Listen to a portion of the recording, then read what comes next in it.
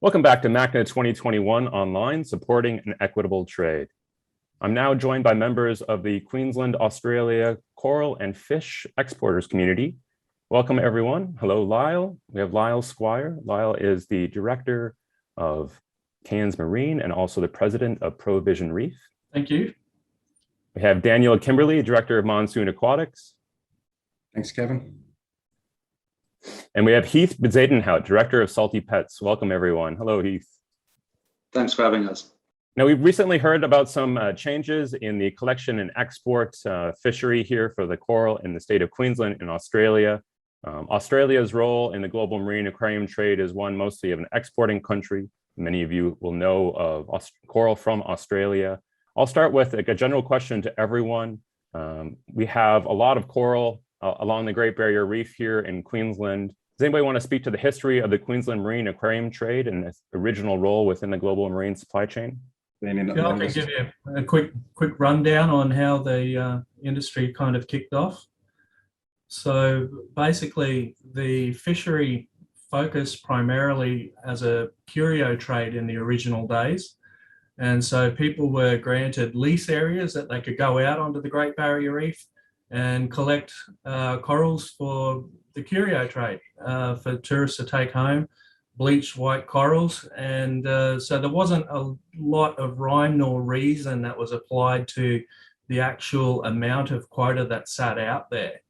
And the locations of the sites really focused around where the operators lived. So Cairns was a hotspot, Townsville, out of Yeppoon. So there was fairly localized areas where the collectors were based. And it wasn't until the 90s that the trade started to change from being one focused on the curio trade and going to the aquarium trade. And there was that change in coral policy in the early 2000s, which led the fishery away from static lease areas to being able to go to a roaming scenario whereby people could travel all over the reef for a range of different species. Thank you very much, Lyle. So that kind of led to the first coral quotas, or was it along that same time as these fishers were starting to roam about the reef that the first quotas were established? The quotas just happened by chance to arrive at 200 tonne, just purely by the number of licenses that were granted by the state at that time. It wasn't actually scientifically based or anything else. It was just one of those happenstance things. The first coral licenses were granted back in the 60s. And so everything's kind of a hangover from that era. And during that time and up until recently, how are these coral been collected? Everything's been hand collected. It's prohibited to use any kind of mechanized apparatus to collect any corals. And the corals can only be cut or worked once they're back on shore and they've been weighed, etc. And we do know that the Great Barrier Reef is just offshore from Queensland here. And we have members of industry here spanning from the Brisbane area up until Cairns. Can anyone talk to us about kind of where certain corals are found within the Great Barrier Reef and along the Queensland coast? Are there corals that the hobbyists and the members of industry who are watching would be familiar with that are from Queensland? Yeah, for sure. The most iconic Australian species are I'm going to say acans, but the micromorpha. Lord Howensis is from the southern GBR, central GBR region. So that's anywhere. Well, you even get them down the Sunshine Coast, which is closer to Brisbane. I live in Bundaberg, and out the front of our place in Bundaberg in Bargara, there's acans, but it's outside of our coral fishery. So they're actually quite widespread. And then I guess the other one that everyone knows is the Scollimaya, or now the Homophila, which are in that same region as well. But you do get, Lyle will be able to speak to this as well, you do get outliers in different regions. But if you can talk about the hotspot, it's that Mackay region, that central southern GBR region where those ones are from. And then from our point of view, we get a lot of really nice Acropora out of the Cairns region and the acanthophilia come from up there as well. I couldn't have said it better, but Daniel, we actually find bowerbankies down here in Brisbane. Yeah, and right. funny enough, out on the reef out of Brisbane, we find the dull grey scullies out on the reefs. Yeah. In Brisbane. Yeah. So, and that I'm temperature sure down to what, 17, 18 degrees there in winter, would it? Or less? Absolutely. Absolutely. So walking around the rock pools up here on the sunny coast, it's not uncommon to walk over I wouldn't say it's an ultra or master grade, but there's certainly some very nice red and green acans in the rock pools. And hey, we even find clams in the rock pools down here. So I think a lot of the species are quite widespread across the GBR, but yeah, there certainly is hotspots for certain items. I was just going to say that it's probably worth noting the scale of the Great Barrier Reef. The simple fact that it's, the size of the state of California. It's comprised of over 3,000 reefs and sand caves. It's an enormous area. And I think it's really important to hold that in some kind of context when you're thinking of the coral fishery. And it really does put that picture firmly in your mind that we are taking such a small amount of coral by comparison to the size of the resource. Up until the late 90s, early 2000s, was any coral off limits? Were there any locations that were off limits for collection?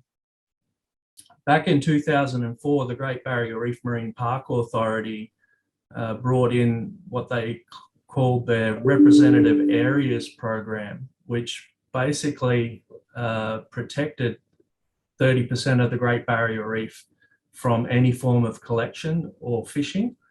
And there was also a number of pink zones which prohibit you from actually going there at all. So we have to work within these zones. And so as a bare minimum in any given area of the Great Barrier Reef, there's 30% of it is locked away for safekeeping. Now, Lyle, you just mentioned 2004. I think it was around 2006 that the first coral began to be exported from Australia. Can you speak to kind of the creation of those exports and then, who were the original partners? Yeah, look, the start of the Queensland coral fishery was certainly a bumpy one. Back in 2001, there was actually a political push to close the fishery in its entirety. And the entire coral fishery sat on a knife edge for some time after a senator decided that the fishery should be closed. So there was this rolling period after 2001 whereby a new policy was devised to manage the coral fishery, and that also introduced the concept of roaming, being able to get away from these static lease areas to be able to collect a much greater variety of corals.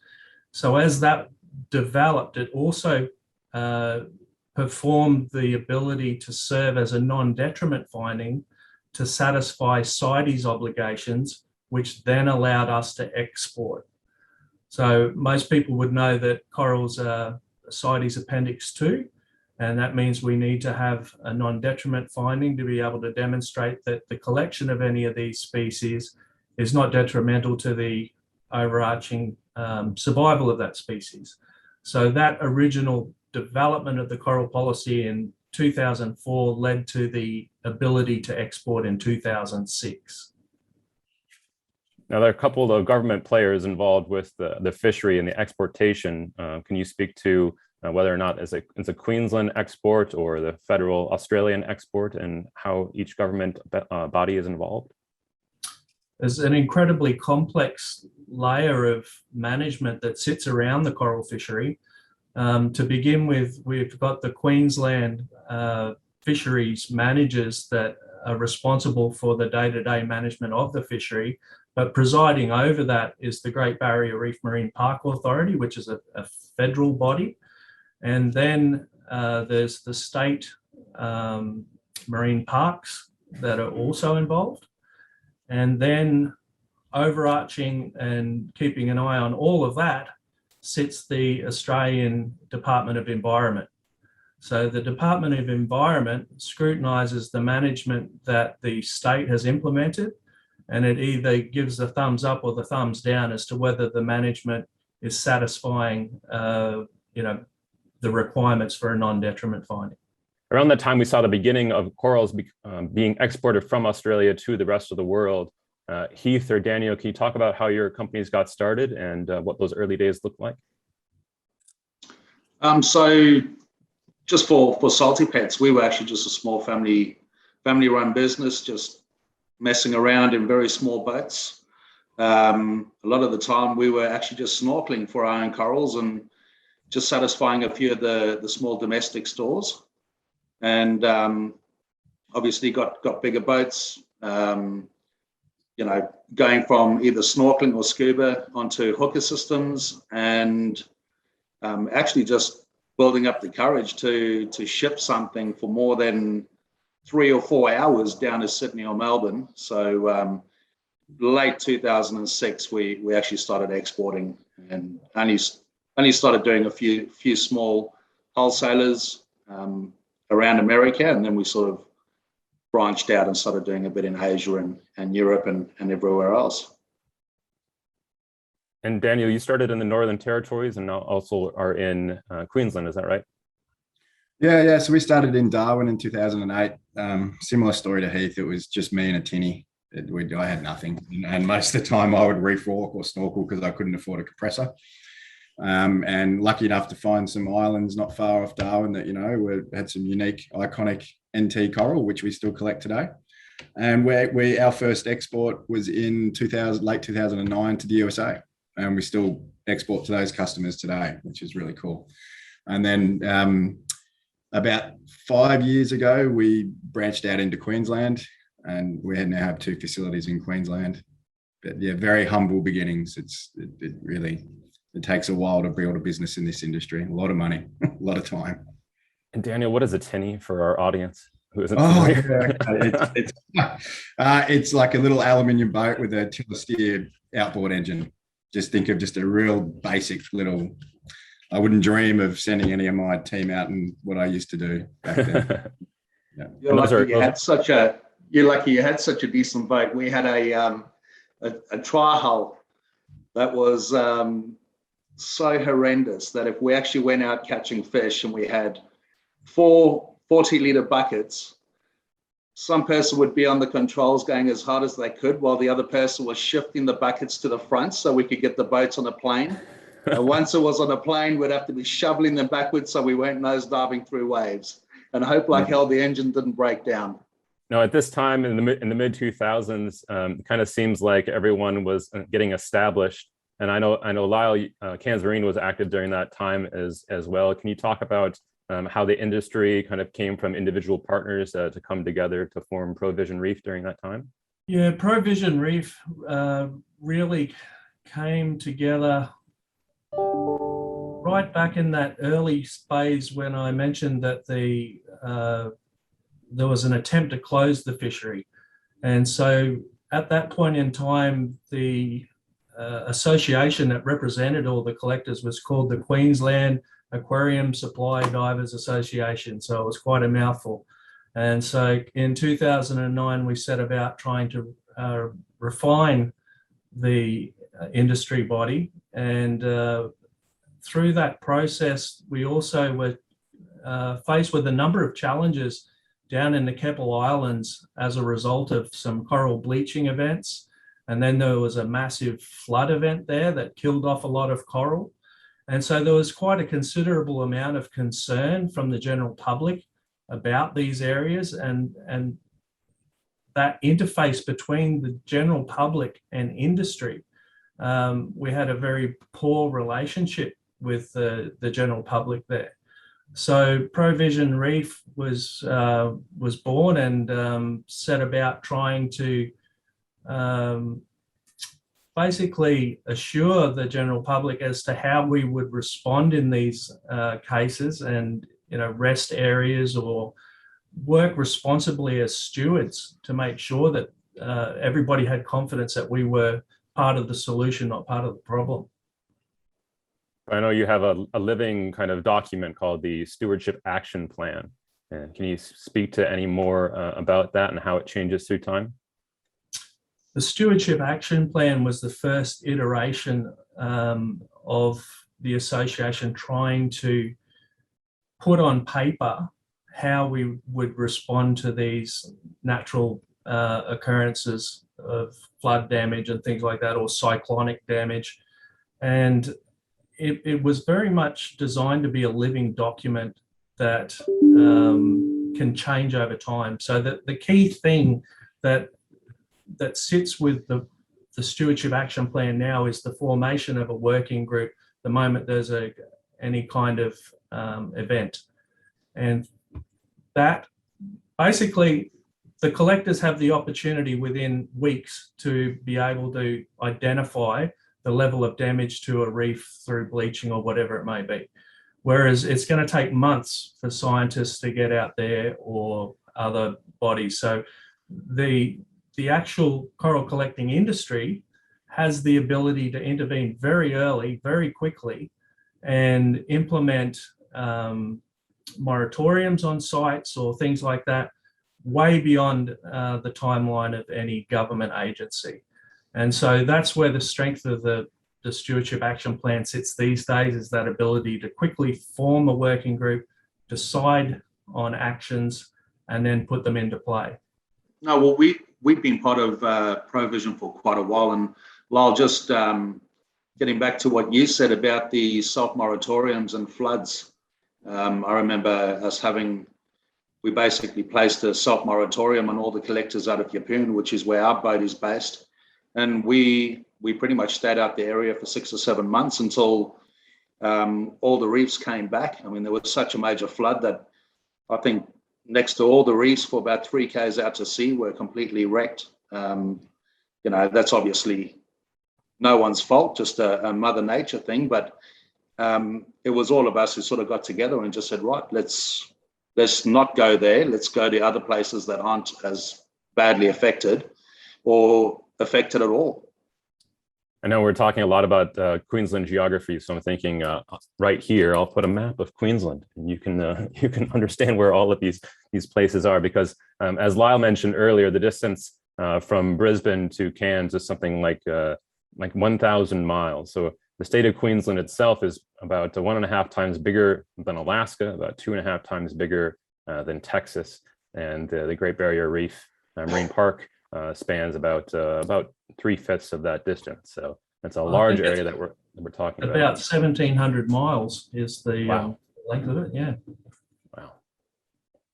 Now, when the quotas, when you guys are out collecting, how are you kind of figuring out what to collect? Are you collecting to a purchase order? Do you always maintain? Do you have quotas that limit you to what you can collect?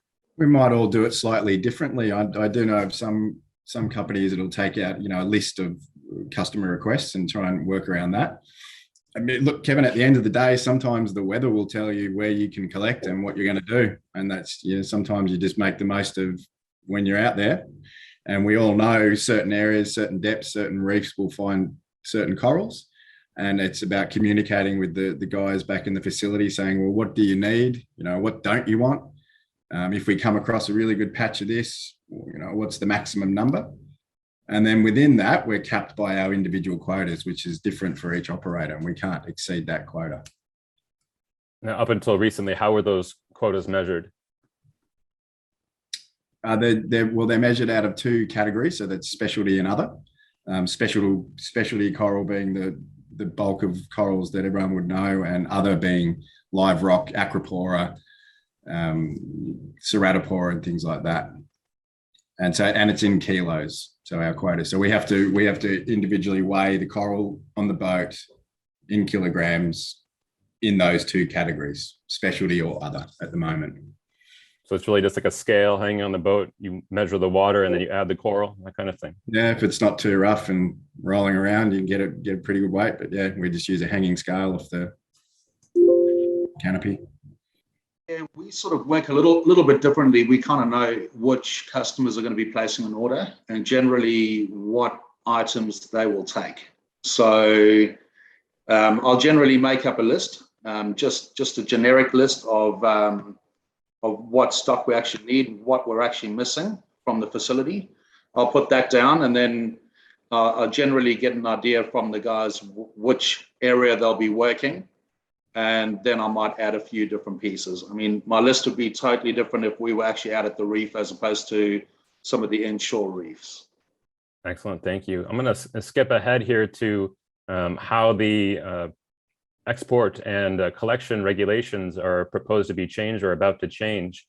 Lyle or Daniel or Heath, can you speak to your thoughts on what they are going to be and how that will impact you? Well, first we should establish what the changes will be or are about to be. We don't know all of it yet. I guess that what we do know is that rather than having those two categories to weigh our corals, so specialty and other, we will be recording each piece to the species or genus level, and we'll be weighing those individual pieces within that species. So we're getting some accurate pieces and weight data for each individual species rather than just a basket TAC, which is what we have now. So that's the first main difference that what we know now. And the regulating bodies hope that will bring more definition and more data to the fishery? Yep, that's been a request for those. And I might add that in the Northern Territory, we've been doing that for a number of years. So it is quite onerous and takes a bit longer, but this is what the Australian government is asking for now. And Lyle or Heath, do you have any comment on how that would impact your business? You see this as good for industry, bad for industry? It's certainly good for industry. Having the industry officials behind us, if we're doing everything that they've asked us to do, I can't see anything wrong with it. How the impact is going to change us, as Daniel said, we don't really know too much at the moment. But yeah, we just keep on doing what we're doing and do what we're asked. I know we have Russell Kelly as a speaker here at MACNA 2021. I think his session and his book is going to become a hot ticket and high demand here. Do you guys feel confident in being able to keep up with the latest names? And I think the government would also have to potentially keep up with the latest taxonomy. Is that right? I don't even like calling anything a name anymore. I just take a photo and send it. Would you like 6 of these or not? I don't know whether it's a homophilia, whether it's a lobophilia, or anything like that nowadays. Yeah, when our CITES documents change, that's when I'll change. When they start calling it Haemophila and Micromussa, that's when I will. But at the moment, we're still shipping Acanthastria, Scolymyres. That change hasn't caught up yet to our export paperwork. And that's what we live by. That's what we speak day to day. And that's an enormous difficulty for us, the government insisting on us reporting to a certain species level within the state. But then when it comes to export, we're confronted with a whole different suite of names that we have to abide by. So it's very difficult. It's very challenging. And then within various countries, you can have differences as well. So the United States may interpret something differently to the EU. Yeah, so I was going to ask, kind of, what is industry's kind of feedback to government, both state level and national level, and these international level? You guys are really having to span all of the names, all of the policies, and know kind of the regulations in all your exporting countries. It's part of the game. It's what we have to do. Yeah. But going back to your original question about the changes for us, and I mentioned, what we do know now is that we'll be recording to species level with weights. And the other big change that I guess everyone is talking about is that TAC, so the total allowable catch of the fishery, being reduced. And that, I think it's fair to say, is very likely to happen. To what degree, though, we're still discussing that with the government. Is that fair to say, Lyle? I'd say that you're 100% on the money there. Unfortunately, the way it's heading, I have quite considerable concerns as to the extent of the reductions. I think for some species it could be even up to 50% reductions in certain species. It's going to vary depending on the species. So it's not going to be an equal cut across the board. And we've seen a proliferation in more recent times of certain species like Acanthastria and Scollies, and these in particular are the things that are going to have the biggest cuts. Now, TAC's total allowable catch, I just wanted to mention that. Is this going to push collectors to collect smaller individuals that weigh less, that might have a higher profit margin or a higher export price? I think it's going to force all of us to look at every gram of quota that we have and how we're going to get the most money out of it and remain profitable. Because like Lyle said, these are significant proposed reductions that will change the way we operate. So we couldn't continue to do what we do now and expect to maintain a profitable business. So yeah, maybe some will target smaller, more colourful pieces. Maybe others will frag more. I'm not sure. There's going to be individual businesses that make those decisions based on the quota they hold. I want to get to kind of aquaculture on land here in a moment, but I just wanted to kind of drive home the point. How will this affect the consumers in the United States or elsewhere in the EU? So you mentioned that the TAC might see reductions in certain individual genus or species. You guys have any comment about what can they expect in the near future from the Queensland export? I think the first thing that we need to acknowledge is that the total allowable catch is not going to change until next financial year, and our financial years run from July 1 to June 30. So it'll be the next fishing year that they're going to implement these significant reductions. And I mean, the obvious thing is, if you're going to reduce a fishery by, potentially up to 50%, there's going to be 50% less corals available on the market. So it does have we can't foresee all the ramifications that are coming. We're still in negotiations with the government as to what some of the management arrangements are going to look like. But one thing we do know is that it will never be business as usual for us the way it has been for the past decade or so. I think it's definitely going to make it very difficult for collectors that have got larger overheads, a bigger team. And I think for us, we've already spoken about it. Some of the more common species just will not be collected. We'll obviously have to go for the items that are going to bring in more money to keep the overheads going, or maybe target a different species that we actually don't currently collect at the moment, where we might not have such high restrictions on. Haven't really got to that point, but obviously around work, we are sort of talking how we're going to get around it. Not that we're going to get around it, but how we're going to move forward as of next financial year. The interesting thing that they're introducing, or is kind of going to be inevitable out of this process, is individual quota for certain species. So things like Scollies and acans, for example, they're going to have specific levels of quota attributed to those species. So we haven't had that in the past. It's been one overarching basket that has contained the quota, whereas now we're going to be drilling down and having quota associated for each species of coral. So that's a massive shift for us, and it makes it very difficult to try and compensate by collecting only high-end corals and things like that, because we're going to be constrained by the quota for each species.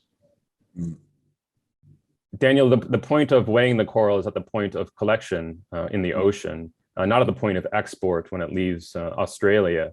And that leaves the ability for us to be aquaculturing or growing these corals out on land in various facilities. Can you talk about how you might be doing that now and in the future? Okay, so now my company, Monsoon Aquatics, aquacultures corals in our Bundaberg facility, both by sexual reproduction and asexual, so propagation or fragging. Currently, to export corals overseas, any frag corals are labelled as wild caught. So in actual fact, the weight sort of scenario, really they're two separate things. Once a coral is taken from the wild, that has its own quota attached to it, it's weighed on the boat. Once you get that back in your facility, even if you chop that up into 20 pieces or whatever, and you export that, that is still wild coral. That is not considered aquaculture product in Australia at the moment. So obviously, I guess from a business point of view, value adding, if you can only get a certain amount from the wild and you make more money out of that, you might look at investing into fragging that. But as we all know, that's a slow and expensive process. And it's a big change of business. It's a big change of business model for a lot of operators. And right now, particularly the EU, we're having a lot of trouble getting wild caught corals into the EU.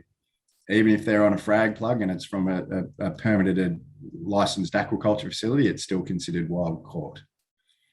So it's still a grey area. I think the Australian legislation, the space of coral aquaculture is moving quicker than the regulators. And I think we just need to probably take a look at that, because it's going to, I believe personally, play a much more significant role in the industry's future moving forward.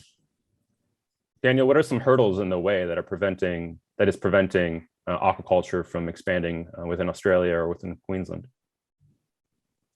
Well, labour costs for one. The cost of electricity in Australia is quite high. Staff wages is quite high. A lot of work goes into growing frags, as everyone would know. And the facility itself needs to be quite large. If you want to do aquaculture in Australia, you need to have development approval, which as soon as you start feeding your coral will trigger an environmental response. So you have to meet a whole heap of environmental management indicators. The whole process can cost thousands, tens of thousands of dollars to apply for. That's not easy. So that's a big hurdle for a lot of people. And you can't do it everywhere. You need a certain site that has to be zoned in the right council or government area. You can't just do aquaculture anywhere in Australia. Yeah, I think the other big hurdle, which is probably an important one, is consumers. So right now, people all around the world are just so used to getting what I consider cheap wild caught coral. And that is going to change, that is going to change from Queensland. So I guess another hurdle for that fragging, that aquaculture, is changing that consumer perception around value of pieces. And if you want some certain corals, maybe the only way you're going to get them in the future is by frags. And that probably starts with our wholesalers who we supply. But right now, that the market is that we sell wild caught coral and you guys cut it up over there.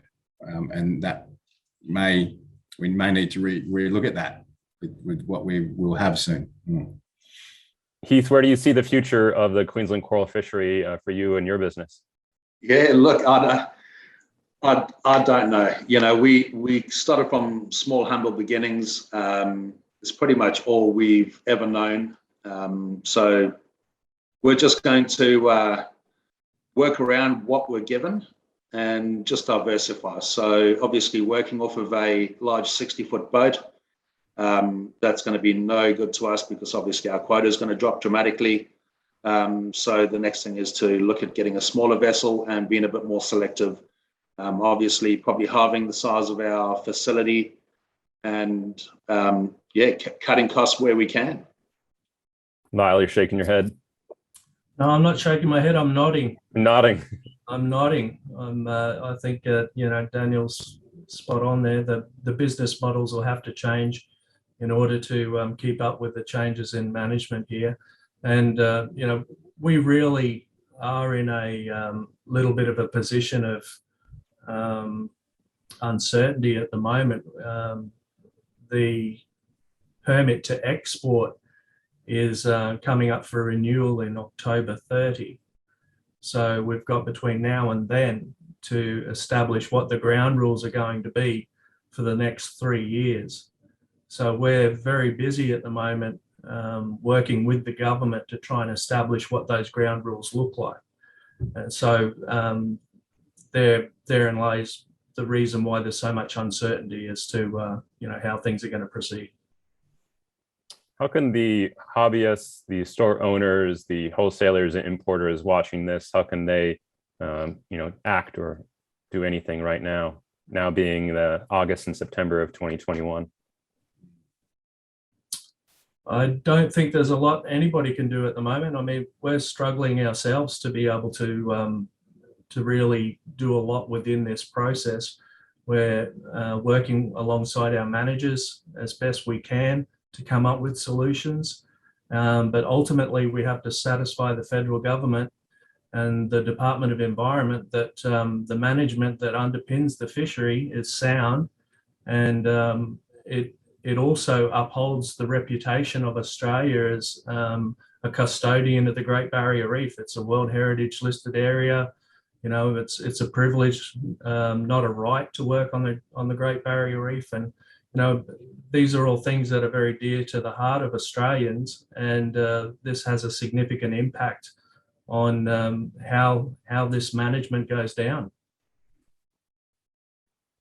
My personal view is the demand is always going to be there for our product because it is some of the best in the world. That it really is. We have unique, high quality species that are healthy with a short chain of custody, and you get good quality products. So the demand's going to be there. It's just about adjusting. It's going to be adjusting prices. It's going to be adjusting practices, piece sizes, frags, a whole range of things to meet that demand, and still remain profitable. And I just hope that, hobbyists in the USA watching this, continue to support our coral and what we do. And that's all really.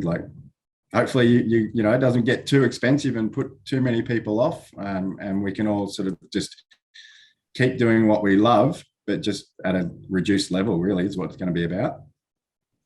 And we haven't even mentioned, changes in freight costs. Less frequent flights going back and forth. This is all, unchanging weekly or even daily craziness going on in the world right now. Here in Australia, we're quite isolated to begin with, and we were connected to the world via major trade routes. But right now with COVID, that's another story. But touching with Heath, did you have any wishes or thoughts for the future of the Queensland coral fishery? I'm pretty much with Daniel on this one. We also do quite a lot of frags. And just listening to Daniel talk, I might just have to get a few more staff members and start fragging a little bit harder. But I think it harks back to that. Sorry, the point that we made before about we send to wholesalers wild caught raw product, and then they're doing all that work. They're fragging it, they're naming it. Maybe we need to start thinking about that. The model needs to change slightly. These are things we might need to think about. If we want to brand our particular strain that we find, we might want to put Cairns Marine or Salty Pet. I know you do already, Monsoon Aquatics, Ball Terror, Euphilia, whatever, and that goes through the chain of custody. But how do you track that? How does that add value to it? These are the sort of stuff that we need to sort of start thinking about and address. Because right now we're not getting the benefit from that, and our product getting diluted in some respects because our wholesalers are naming it their own. So that's probably, it's an interesting point. Will that change? So if we have the same favor as someone who has named it over in America, that's possibly selling for $85, $90. We might have a wholesale price on that at $9 or $10, but we may only sell 2 or 3. But meanwhile, on the other side, the wholesaler is selling them onto the shop who wished he had 10 or 12. And we've got a backlog of all of these items that, possibly is maybe at a higher cost than what it normally would be from the American side if we sold that whole piece and it was actually cut up into 25 frags. It does become a little bit difficult. At what margin point do you actually start saying, okay, that brake plug costs 50 cents, that tube of glue costs 75 cents or $1, plus the labor, plus the bandsaws. At what point do you actually start putting a price on your frags to actually get decent amounts overseas versus what the guys in America sell them for? And what is a frag is something, this small a frag versus, the colonies, I think they would call them in the States that are exported from Australia too. So Yeah, all it's an that. interesting space and it's going to develop fast. And well, yeah, in reality, we need to make more from less or the same amount from less. Or Lyle, can you talk about the future, about working with not only government, but the university sector to understand the fishery and how it's going to change in the near future? The future direction of the industry is very much going to be, it's going to need to be underpinned by science. And the only way we can do that is to work closely with researchers to do survey work, establish the size of population, stock estimates, things like that, to be able to comprehensively satisfy non-detriment findings and be able to put hand on heart and say that, this is a sustainable fishery. And the upside of doing that is, however, that we may also be able to increase quota, because quota restrictions are extremely conservative. So if we have the science behind us, then it affords us the opportunity to potentially increase quota as well. we're doing a project in Northern Territory. I don't know if this is just about Queensland, but we're partnership with the Australian Institute of Marine Science, doing settlement rates and growth rates and transects in the NT. And what kind of implications does that have for trade or export? Well, it's kind of what Lyle was alluding to before, is that there is just no data, no baseline data we have on the reefs in Australia, or very little. And it's about getting that baseline data of, biomass, spatial distribution versus the harvest and recruitment rates, replenishment rates of that coral, because coral is a renewable resource. This isn't like we're digging coal out of the ground. This stuff will regrow given time and good conditions. So it's looking at all those factors, getting some independent science on it from the Australian Institute of Marine Science, and then looking at the TAC, can that be adjusted up? Might have to be adjusted down in some cases. This is common practice in fisheries management in Australia. Do biomass surveys on a regular basis and adjust your TAC accordingly. I don't think the coral TAC could come down any further, because it is a precautionary TAC in the NT, in WA and in Queensland. So by doing some really robust research and showing that the harvest, equals X amount of the available biomass, looking at locked up areas in the Northern Territory, there's a lot of sacred sites where we can't go. So, that take that into account as well. And by hopefully working with, Australian Institute of Marine Science in the Northern Territory, we're taking them out on the boat. We're putting settlement plates down to look at recruiting. At the end of that, these projects normally take 4 years, 3 to 4 years. And at the end of that, hopefully we'll get some data out of it that says, well, you know what, maybe there's a few species we can look at increasing, or maybe that provides the base for another set of research to follow on. And it's a really long-term approach, but quotas aren't set in stone. They're definitely movable limits based on what you can prove. A really good example of how some of these research projects can assist is probably a project that Nick DeSantos of Ultra Corals and Cairns Marine embarked on supporting, which was looking at the biomass of Acropora and what the industry was actually collecting. So the report considered if the entirety of quota that could be attributed to Acropora was harvested all at once, it was determined that all of that quota could potentially come off 2 mid-shelf reefs. And as I was saying before, there's over 3,000 reefs that comprise the Great Barrier Reef. So to consider that the entire take of Acropora for a whole year could come from 2 of those reefs is quite astounding, and it helps put it into some perspective. But despite that, there is still concern about the actual species composition of that Acropora. So therefore, that in turn lends itself to additional needs for research to occur. So that's part of the process that industry is going through now, is identifying these projects that can assist us in making sure that we're able to continue operating and to be able to maximize our quota as best we can. Excellent. Lyle, any thoughts on the future of the Queensland coral fishery? Look, I think it's fair to say that there will continue to be a Queensland coral fishery. You know, there's been a lot of speculation as to whether or not it's going to be around in years to come. I'm confident there will be a fishery. It's what that fishery looks like that we're a little bit uncertain about. But as Daniel and Heath have both said, you know, there's going to be a reduction in the size of that fishery. But we're also confident that the species that we work with and the product that's put out of Australia is second to none. So, you know, we'll continue to move forward. Now, these three gentlemen are just a couple of members of the Queensland coral industry, the exporters and collectors. If you guys have questions for them or about this session in general, you can go to macna.org/questions and click on the Queensland Fishery or Queensland Coral Fishery box and ask your question.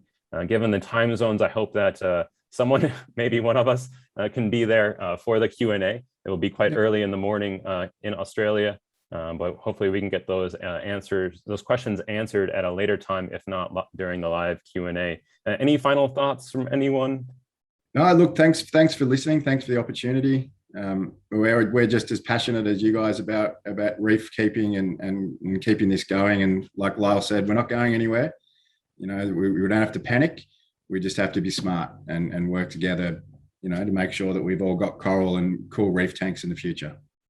I think the only thing that I'd like to say to wrap up is I wish that we could travel and we could actually be at MACNA in person. Yeah. So something that we certainly miss is being able to travel abroad and attend wonderful events like MACNA. I certainly miss it.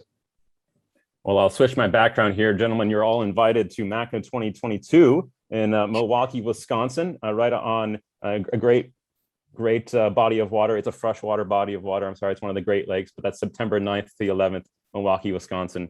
Get your flights now. Gentlemen, thank you very much for joining me here today for MACNA 2021. Thank you for having us. Thanks, mate.